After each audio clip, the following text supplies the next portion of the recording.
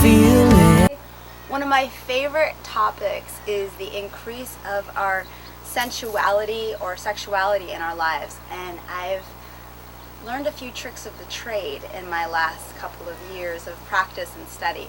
One thing that I do is really nourish my kidneys and my body healthily. The kidneys are really the very base of our energy systems, and if those are depleted or our adrenals are depleted on things like coffee or lots of refined foods, we can start to feel a little less in the mood. So how can we eat foods that are actually going to increase our vitality, do exercises that do the same, as well as overall just enhance zest for life? 3 different things that I like to do. One, I have a sequence out there called Level Orange for detoxification in my Rayoga system. It's all about twists and hips and really unlocking the sexual meridians in the legs, as well as any stagnant energy in the organs, kidneys, liver, ascending, transverse, and descending colon. So if we're blocked and we're stuck, we might feel the same when we're wanting to get in the mood. So eating foods that nourish our kidneys are going to be foods that are actually look like they're good for our sexuality. Things in nature that have lots of seeds are going to create lots of fertility and a sense of juicy quality in our bodies. Things like maca, I think most of us know about. Maca looks sort of like a male phallic symbol. Cacao, the actual fruit, looks like this huge, very phallic symbol. And you open it up and there's this white, juicy flesh with hundreds of bright purple seeds. If you actually see a cacao bean, it's bright purple. They're super high in minerals.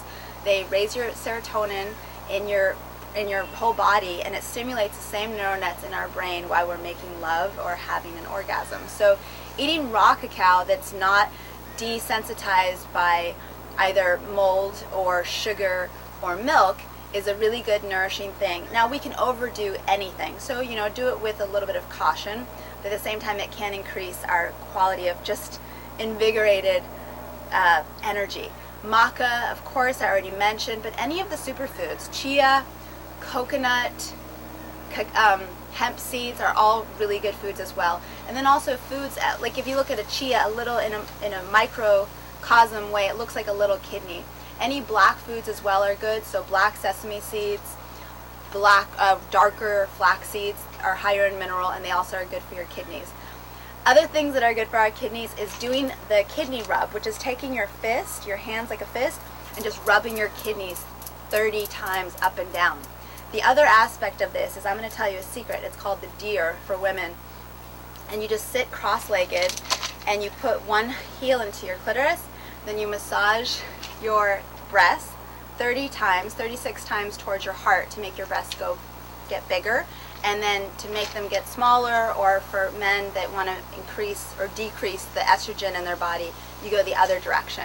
So that's something that my mom has been doing for years, actually increased her breast size by 2 cups, as well as had no symptoms in menopause. So it's one of the Tibetan 5 rites, and it's good for balancing our hormones and just kind of stimulating that daily sense of our sensuality. I love the practice, and I do it as often as I can. And you want to do it not in clothes. You want to do it on bare skin.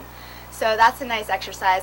I've been learning about the quality of the breath. So whether you're with a partner and you're practicing sexuality as a ritual, such as going to temple and really honoring each other and being intimate from not just the lower organs, but also bringing that energy up through the heart, or if you're learning how to love yourself more intimately and take that time for yourself every day so that the energy is moving, whether you're feeling aroused or not, you want to bring the energy.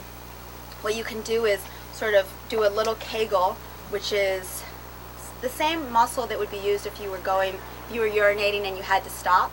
You want to make a little contraction there and actually inhale the breath up into the heart, and then from the heart you actually go up through the crown of the head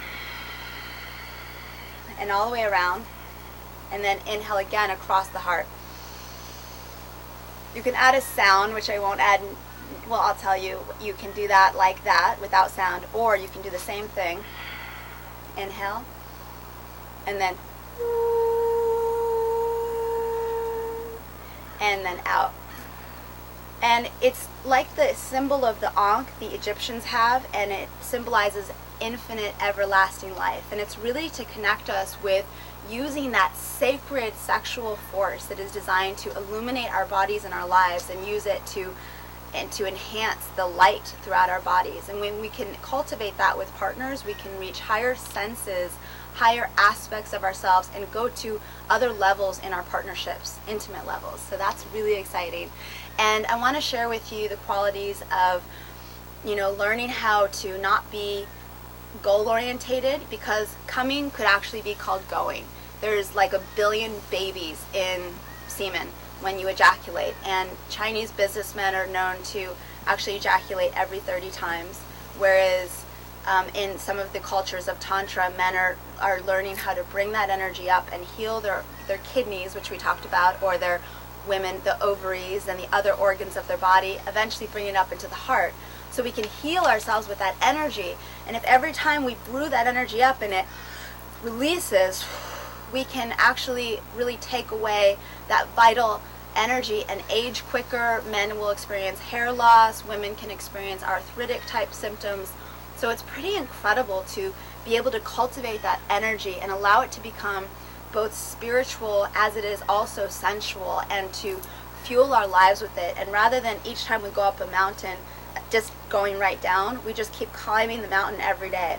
This takes a little bit of discipline, as well as making time, just like you would doing your own yoga practice. So if you are in a partnership, connecting once a day for a half an hour, not from a goal orientated place, but maybe doing that breath together, doing things like making food together and feeding each other. These sensual, arousing, erotic, aphrodisiac foods can be great, as well as just taking the time to rest and be. Massaging a loved one's can be really great. Focusing on the sacrum. The word sacrum comes from the root word sacred. So it can be really powerful to just rock the sacrum of your loved one and massage the tension up the spine, and create a space where it's not always about getting to a goal, but it's about supporting each other's bodies, kidneys. And also, as we learn how to love ourselves truly, we can allow other people or our beloved to love ourselves in the same way. So sexuality, our sensuality, is a sacred vital force and can be used for our creative forces. It can be used for our financial abundance. It can be really used to reawaken the planet. So I empower and invite us all to allow ourselves to continue to cultivate these sacred magics of our sexuality and use it to heal ourselves, our relationships, and also the planets. Thank you.